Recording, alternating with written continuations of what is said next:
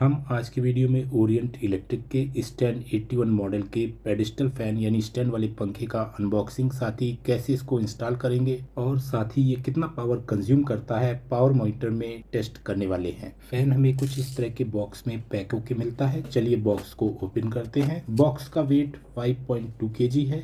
यहाँ पर आप देखेंगे फैन के सभी पार्ट्स सेफली पैक करके हम तक भेजे जाते हैं। सबसे पहला पार्ट फैन का ये एरोडायनेमिक रेजिन ब्लेड है, जो कि बिना ज्यादा शोर किए 2649 cmf तक का तगड़ा एयर फ्लो हमको प्रोवाइड करता है। दूसरा नंबर पार्ट इसका फ्रंट और रियर ग्रिल है, जिस पर प्लास्टिक की एक लेयर की कोटिंग है। साथ ही ग्रिल भी काफी डेंस है, जिससे फैन के चलने के दौरान इलेक्ट्रिक शॉक या फैन के ब्लेड में हाथ टच होने का खतरा नहीं रहेगा। तीसरे नंबर पर जो पार्ट हमें मिलता है वो हाइट एडजस्टमेंट या एक्सटेंशन स्लाइड पाइप है।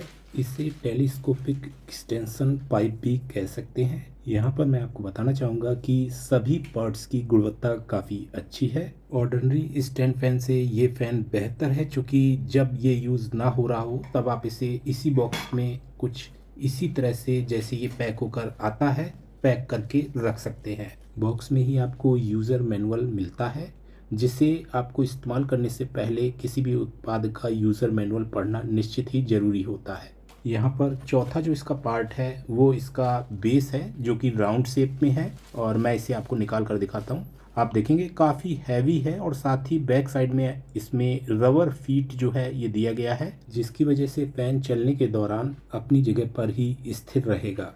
जिसके बाद आप देखेंगे जो हमारा पांचवा पार्ट है वो बहुत अच्छे से पैक्ड है और मैं इसे ओपन करता हूँ। यहाँ पर आप देखेंगे ये मोटर की पूरी असेंबली है, जिसमें आपको वारंटी कार्ड साथ में ही मिलता है। चलिए वारंटी कार्ड को मैं रख देता हूँ और फैन की मोटर के बारे में आपको बताता हूँ।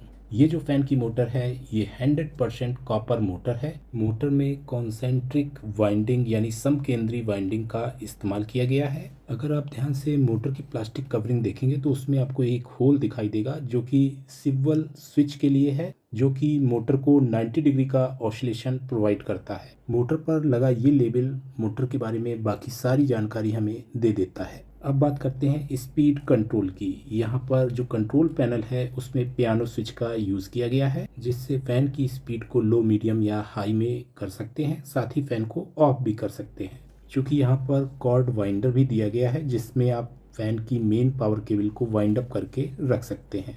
फैन को वर्टिकल पोजीशन यानी अप डाउन पोजीशन में आप 32 डिग्री तक के टिल्ट एंगल पर सेट कर सकते हैं। बाकी जैसा कि मैंने बताया 90 डिग्री तक का हॉरिजॉन्टल स्विंग भी आपको मिलता है। फैन को बहुत इजी वे में आप इंस्टॉल कर सकते हैं। चलिए इंस्टॉलेशन प्रोसेस समझते हैं। सबसे पहले हम बेस प्लेट लेते हैं। बेस प्लेट में ये प्लास्टिक का पार्ट अपर साइड में लगा है, इसे हमें निकालना होगा। इसे मैं अलग रख देता हूँ। अब एक्सटेंशन रॉड में नीचे साइड पे आप देखेंगे एक बोल्ट लगा है। चलिए इसे हम लूज करके पहले निकालेंगे। तो मैं कुछ इस तरह से इसे लूज करता हूँ, फिर हम इसे निकाल लेते हैं। अब जब ये बोल्ट निकल गया है तो इसमें जो प्लास्टिक पार्ट हमने निकाला था इसे कुछ इस तरह से लगा देना है। इसके बाद इसे हमें नीचे की बेस प्लेट के साथ कनेक्ट करना है कुछ इस तरह से, और नीचे साइड पे आपको जो आपने बोल्ट निकाला था उसे यहाँ पर टाइट करना होगा। तो चलिए मैं इसे टाइट कर देता हूँ। क्योंकि हमारी एक्सटेंशन रॉड जो है वो बेस प्लेट के साथ कनेक्ट हो चुकी है, तो अब हम जो मोटर असेंबली है उसे यहाँ पर एक्सटेंशन पाइप में कनेक्ट करने वाले हैं। यहाँ पर एक सेट नॉब लगी है, जो कि एक्सटेंशन पाइप के साथ में जब हमारा मोटर असेंबली कनेक्ट हो जाता है तो इसे टाइट करना होता है। मैंने इसे टाइट कर दिया है। अब हाइट एडजस्टमेंट कंट्रोल कॉलर को हम थोड़ा सा लूज कर लेते हैं, जिसके बाद हाइट हम सेट कर सकते हैं। जो भी हाइट हम सेट करेंगे वहाँ पर हमें हाइट एडजस्टमेंट कंट्रोल कॉलर को टाइट कर देना होता है। अब हमें मोटर असेंबली में मोटर शाफ्ट पर लगे ब्लेड कैप और ग्रिल नट को निकाल लेना है। जैसा कि आप देख पा रहे हैं मैंने दोनों ही निकाल लिए हैं। अब हम सबसे पहले रेयर ग्रिल जो है उससे इंस्टॉल करेंगे। रेयर ग्रिल को आपको कुछ इस तरह से यहाँ पर लगाना है।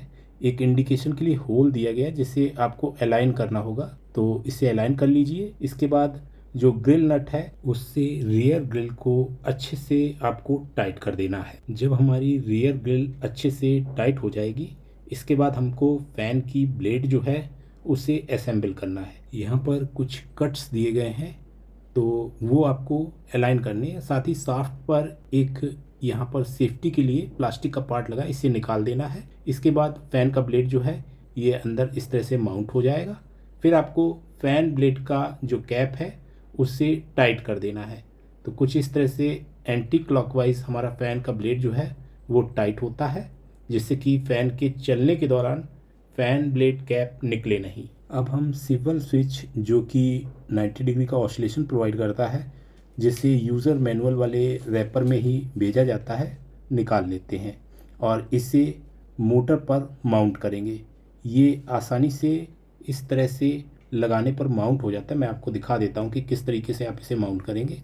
यहाँ पर जो होल है इसी में आपको इसे अंदर को प्रेस करना होता है और जैसे ही आप प्रेस करेंगे तो ये नीचे अंदर जाके लॉक हो जाता है। अब हम फाइनली फ्रंट ग्रिल जो है उसे माउंट करने वाले हैं। तो कुछ इस तरह से हमारी जो फ्रंट ग्रिल है उसे सिर क्लिप या सी रिंग की सहायता से रियर ग्रिल के साथ में कनेक्ट करेंगे। तो इसे कुछ इस तरह से सेट कर लेते हैं। इसके बाद फ्रंट और रियर ग्रिल आपस में टाइटली कनेक्ट हो जाती हैं। तो फाइनली हमारा ओरिएंट का स्टैंड 81 फ़ैन जो है ये फुल्ली इंस्टॉल हो चुका है। अब मैं इस पेडिस्टल फ़ैन की टेस्टिंग करके आपको दिखाने वाला हूँ। मैंने इसकी पावर कॉर्ड को अनबाइंड कर लिया है।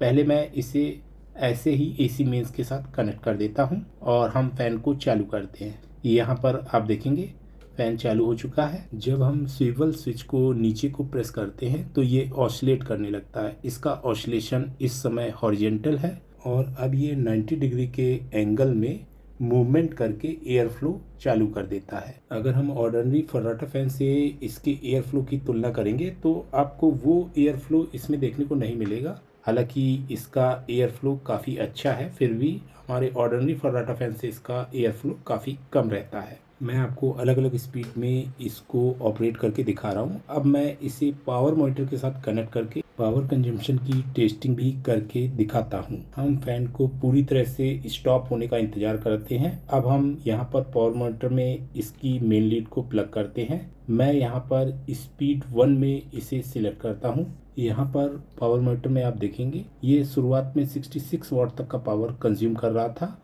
और उसके बाद धीरे धीरे 60 वाट तक की पावर पर आ गया। हम थोड़ी देर और इसे स्पीड 1 में चलने देते हैं। आप देखेंगे 52 वाट के करीब ये पावर जो है कंज्यूम कर रहा है। मैंने स्पीड 2 सिलेक्ट की है। स्पीड 2 सिलेक्ट करते ही 60 वाट पावर ये कंज्यूम कर रहा था। इसके बाद पावर कंजम्पशन डाउन हो रहा है और आप देखेंगे ये लगभग 52 वाट पावर स्पीड 2 में कंज्यूम करता है। स्पीड 3 में आप देखेंगे 58.5 वाट के करीब ये पावर कंज्यूम करता है। तो यहाँ पर आपने देखा स्पीड 1 मैंने ऑन किया है। स्पीड 1 में ये सबसे कम पावर कंज्यूम करता है, यानी लगभग 51 वाट, और इस समय वोल्टेज 242 वोल्ट आ रहा है। पावर फैक्टर की बात करें तो 0.98 पावर फैक्टर है। मैं फिर से आपको सभी स्पीड्स में इसका पावर कंजम्पशन जो है उससे दोबारा से दिखा देता हूँ, जिससे किसी तरह का कोई कन्फ्यूजन ना रहे। यहाँ पर ये फैन अपनी टॉप स्पीड 3 में लगभग 58 वाट पावर कंज्यूम करता है।